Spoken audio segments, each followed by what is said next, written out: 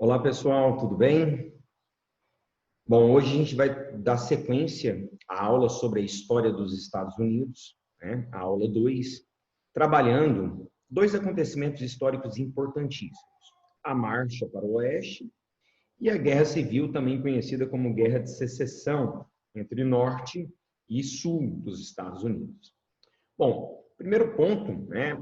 Logo após a independência dos Estados Unidos, nós teremos um processo de ocupação dos territórios do interior dos Estados Unidos, antiga 13 colônias. Por quê? Primeiro que nós teremos uma enorme migração europeia para os Estados Unidos, inclusive de vários países, não só ingleses, escoceses, irlandeses, mas italianos, franceses, belgas, holandeses, migraram para os Estados Unidos, até porque os Estados Unidos sempre representou a terra da liberdade. E esse processo migratório vai fazer com que aumente o número populacional na costa leste dos Estados Unidos. E, consequentemente, o próprio governo norte-americano incentive a ocupação das terras no interior, dando início àquilo que nós chamamos de marcha para o oeste, ou simplesmente, como vocês estão vendo na tela, a expansão territorial. Bom, a expansão territorial foi a ocupação desses territórios que eu estou mostrando para vocês aqui, ó, no interior até o extremo oeste, do Atlântico ao Pacífico. É claro que nem todos esses territórios eram territórios desocupados. Na verdade, todos eles eram ocupados ou por espanhóis, ou por ingleses. Se a gente levar em consideração o Alasca, que também foi um território anexado ao território norte-americano, que faz parte, é o último estado dos Estados Unidos, faz parte do território dos Estados Unidos, o Alasca foi comprado da Rússia. Então, nós temos aí territórios russos, que é o caso do Alasca, territórios espanhóis, que era o caso da Flórida, territórios ingleses, que é o caso de Ohio, e territórios também mexicanos, após a independência do México, que é o caso do Novo México, é o caso da Califórnia, é o caso do Texas. Esses territórios eram anteriormente territórios espanhóis e posteriormente mexicanos, que foram tomados pelos Estados Unidos durante essa expansão territorial, durante essa marcha para o oeste, como assim eu expliquei a vocês. Ok? Então, começa aí a expansão territorial. Essa expansão territorial é muito conhecida nas provas de vestibulares como a marcha para o oeste dos Estados Unidos, a ocupação do interior, a ocupação do oeste dos Estados Unidos. E como isso acontece? Qual é o processo da ocupação desses territórios? Quais fatores possibilitaram? Como eu disse para vocês anteriormente, nós teremos a segunda revolução industrial no século XIX, na Europa. Essa segunda revolução industrial acaba que provoca um grande número de desemprego dentro dos países europeus, e essas pessoas desempregadas na Europa por causa da segunda revolução industrial acabam migrando para a América, não só para a América do Norte. Nós teremos, por exemplo, uma grande quantidade de italianos vindo para o Brasil à procura de trabalho nas fazendas de café, nas lavouras de cana-de-açúcar, nas cidades, nas fábricas brasileiras, até porque no século XIX nós teremos também o primeiro surto industrial brasileiro.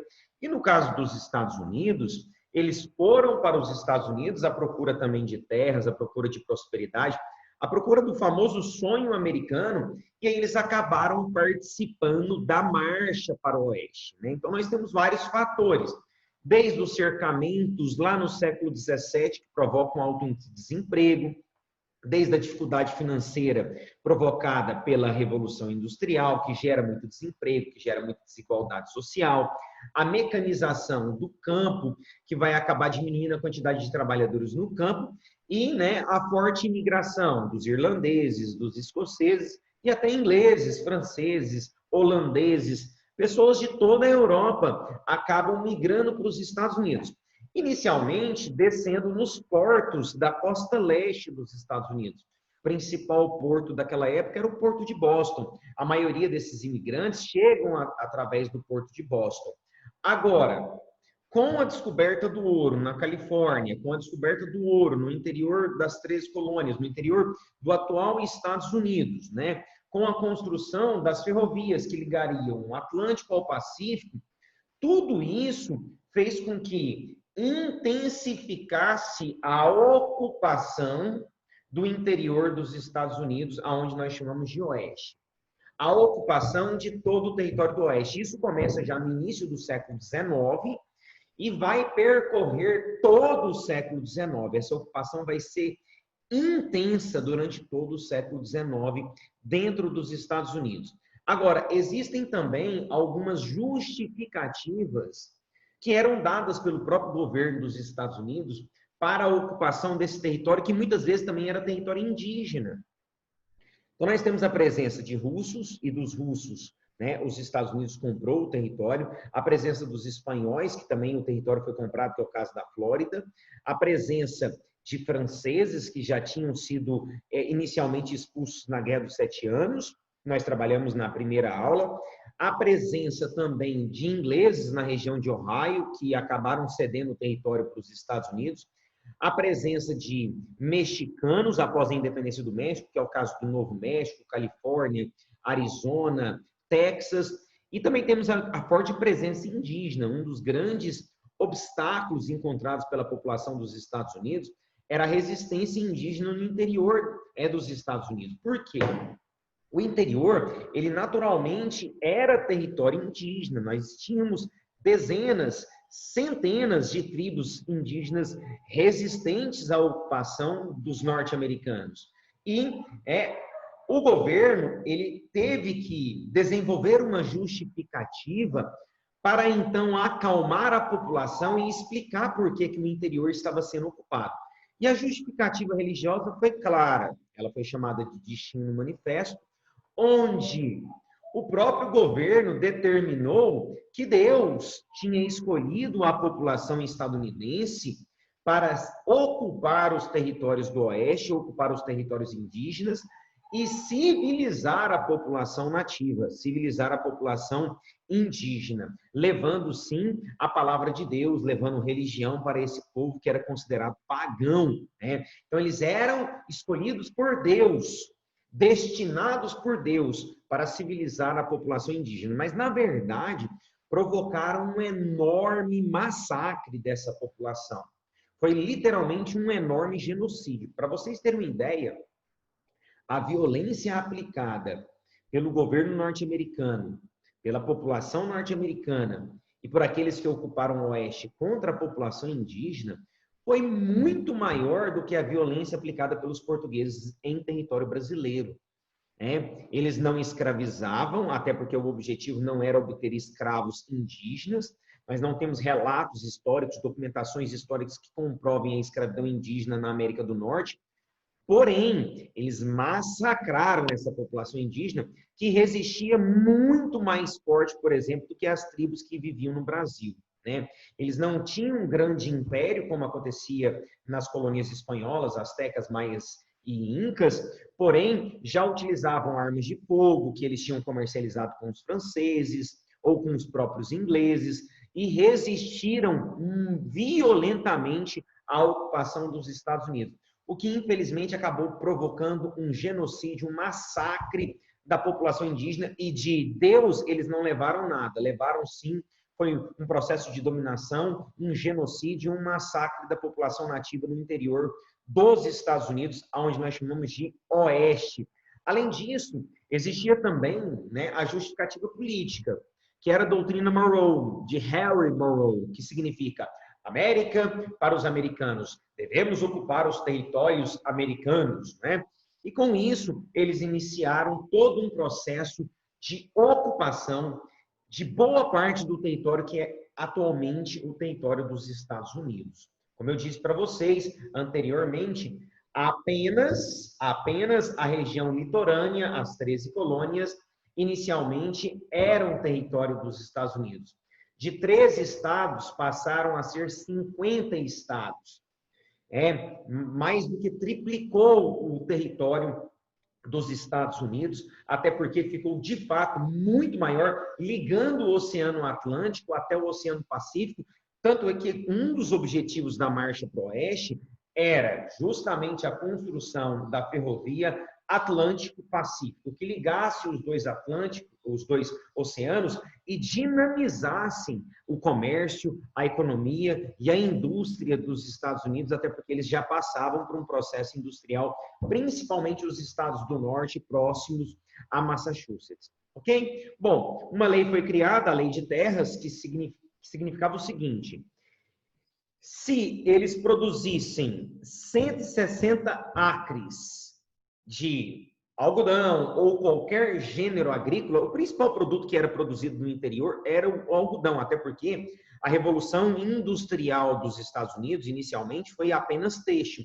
Então, se todos que ocupassem o Oeste produzissem no mínimo 160 acres durante pelo menos 5 anos, essas terras seriam deles. Eles poderiam posteriormente escriturar essas terras.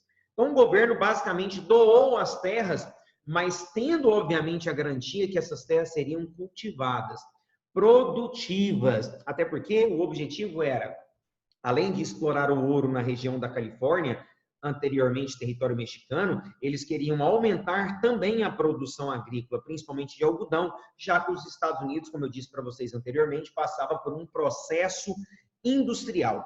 Isso incentivou uma marcha extremamente rápida, extremamente acelerada e muitas vezes violenta, né? Até porque, como as terras eram basicamente doadas pelo governo para o cultivo de algodão, né? Milhares de pessoas saíram da costa leste e foram ocupar, né, a costa oeste, aonde tinham ingleses, aonde tinham tribos indígenas extremamente resistentes, aonde tinham mexicanos, aonde tinham espanhóis, aonde tinham vários outros povos que ali já estavam estabelecidos, ok? Bom, qual foi o mecanismo de conquista, né? Nós tivemos alguns tipos de mecanismo de conquista. Primeiro, a compra, né? Alguns territórios foram comprados, que é o caso do Alasca, que foi comprado da Rússia, que é o caso da Louisiana, que foi comprado da França, depois da Guerra dos 7 Anos, né? Os Estados Unidos decidiu indenizar os franceses, até porque os franceses ajudaram no conflito, né? Ajudaram na Guerra de Independência. E é o caso da Flórida, né? A Flórida foi comprada também do governo espanhol. Ohio, né, e Oregon foram territórios que diplomaticamente foram entregues pela Inglaterra ao governo norte-americano, ao governo estadunidense.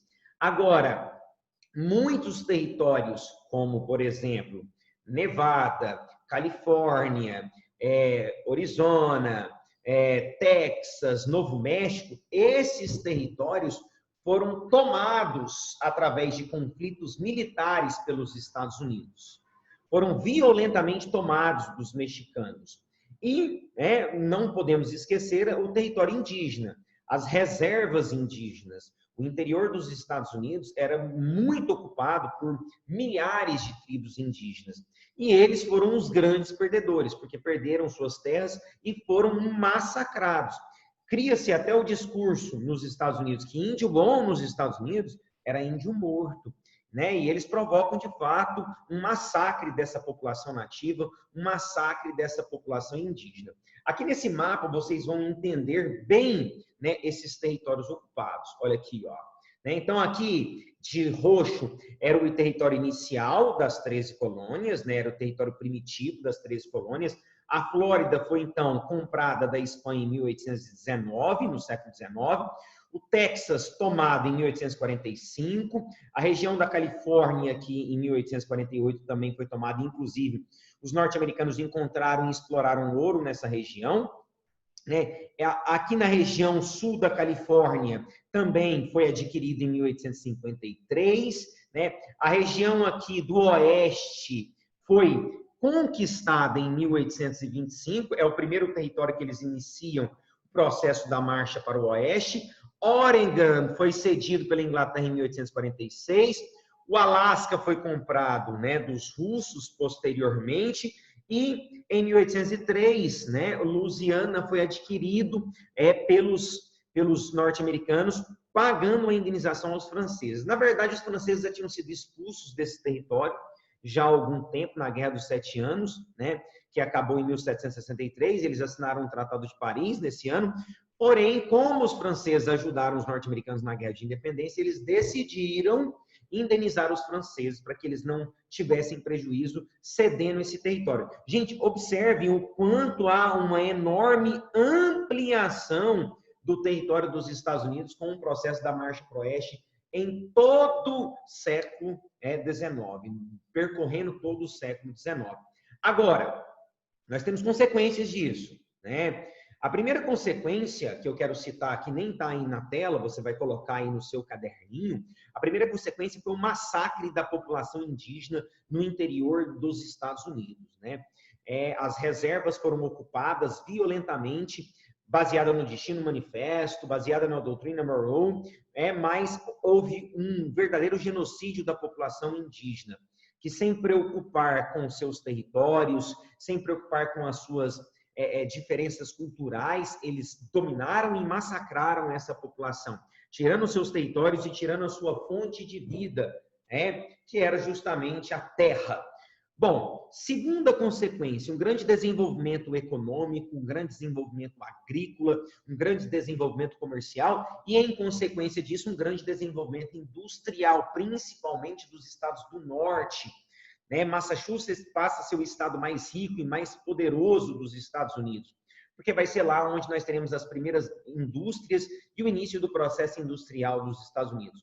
Um forte crescimento populacional, até pelo processo migratório, né? Nós temos milhares de pessoas migrando da Europa, principalmente irlandeses, escoceses, ingleses, para os Estados Unidos, para promover essa marcha para o oeste. Nós temos a formação de grupos e sociedades completamente diferentes dentro dos Estados Unidos, mas como lá sempre representou a terra da liberdade, isso não passou a ser um problema.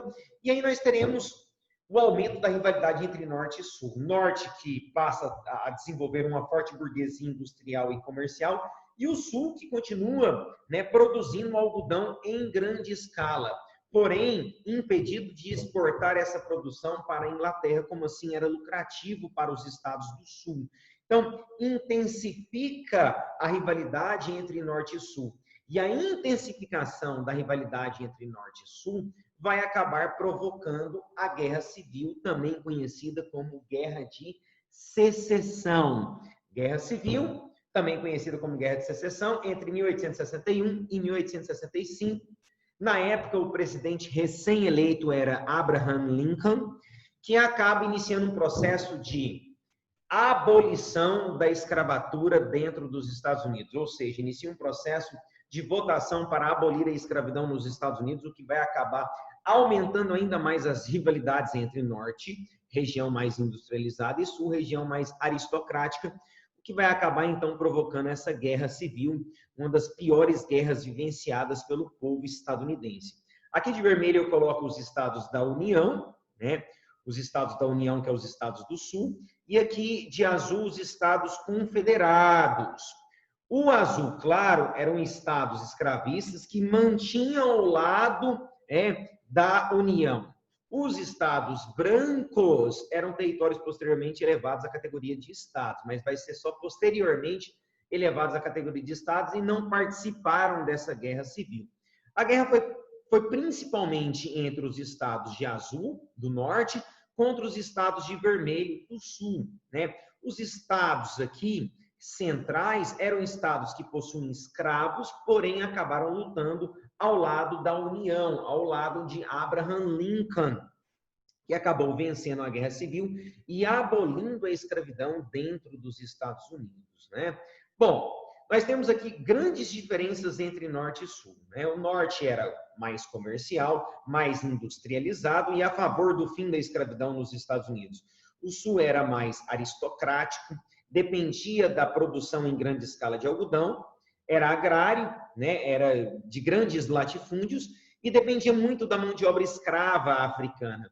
E aí Abraham Lincoln, em sua campanha eleitoral, ele inicia um processo de abolição da escravatura.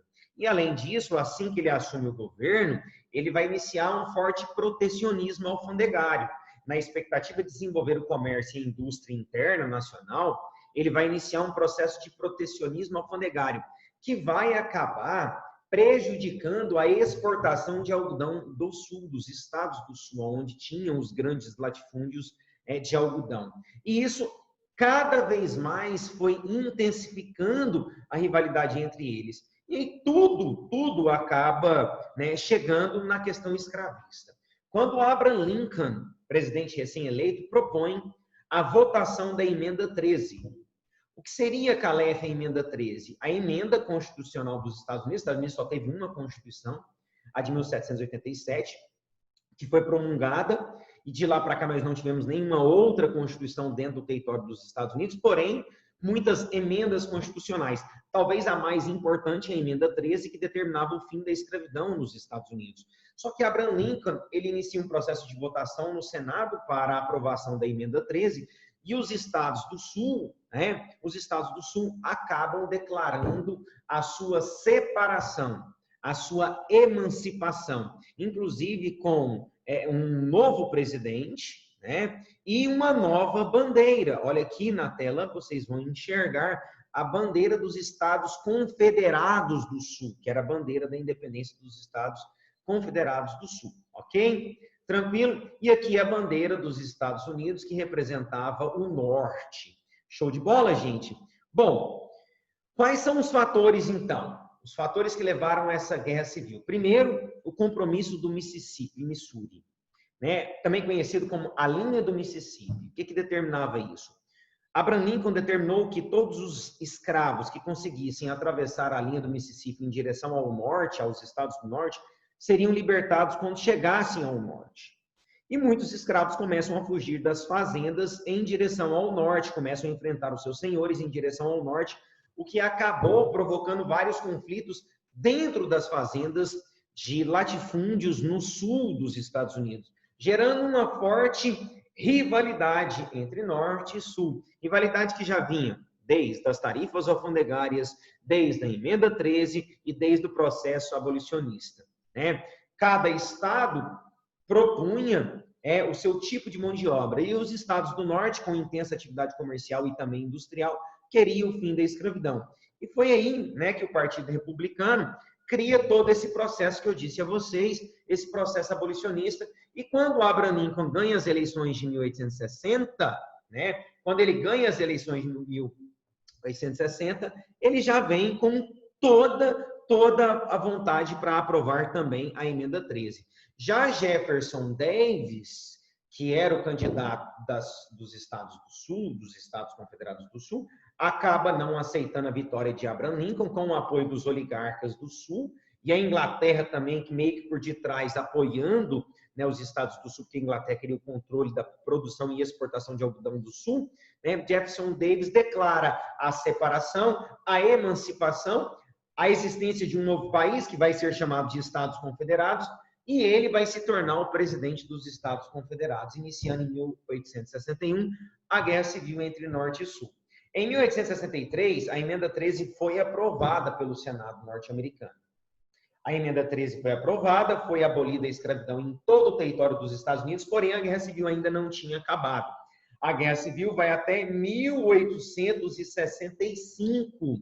Os estados do norte, com um número de soldados maior, com uma preparação bélica muito mais forte, os estados do norte acabam derrotando os estados do sul, os Estados Confederados do Sul.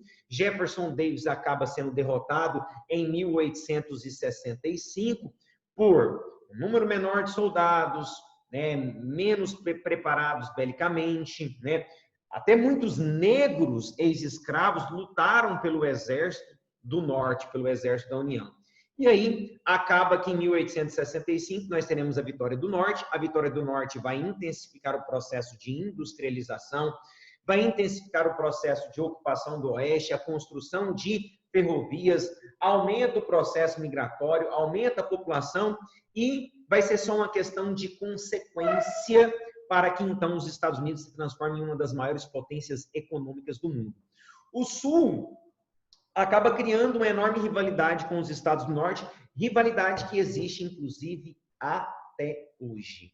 Repito, rivalidade que existe, inclusive, até hoje. Se você perceber, tanto na NBA como qualquer tipo de atividade esportiva dos Estados Unidos, não tem, né, Conferência Norte-Sul, é leste-oeste, até para não reviver a rivalidade da Guerra Civil, também chamada de Guerra de Secessão. Resumidamente, em 63, a emenda 13 foi aprovada. Abraham Lincoln consegue abolir a escravidão nos Estados Unidos. Em 65, com um número maior de soldados e melhor equipado em armas, os estados do norte vencem a Guerra Civil, a Guerra de Secessão. O sul se rende, né, e acaba sendo submetido às decisões e determinações do governo federal, que era governado por Abraham Lincoln. Abraham Lincoln vai ser reeleito presidente, porém, no mesmo ano da sua reeleição, ele acaba sendo assassinado por um extremista do Sul. Acaba morrendo dentro de um teatro na cidade de Washington, por um extremista do Sul. Logo após isso, inclusive o primeiro presidente dos Estados Unidos assassinado, né? Logo após isso, e essa forte rivalidade entre Norte e Sul, nasce dentro dos Estados Unidos na segunda metade do século XIX um grupo chamado os Klan, né? Um grupo ultra-racista que começa a perseguir os negros recém-libertados que viviam também nos Estados do Norte. Ok? Tranquilo, gente? Show de bola? Então é isso. Acabamos aqui a nossa história dos Estados Unidos. Espero que vocês tenham gostado. Beijos, bons estudos.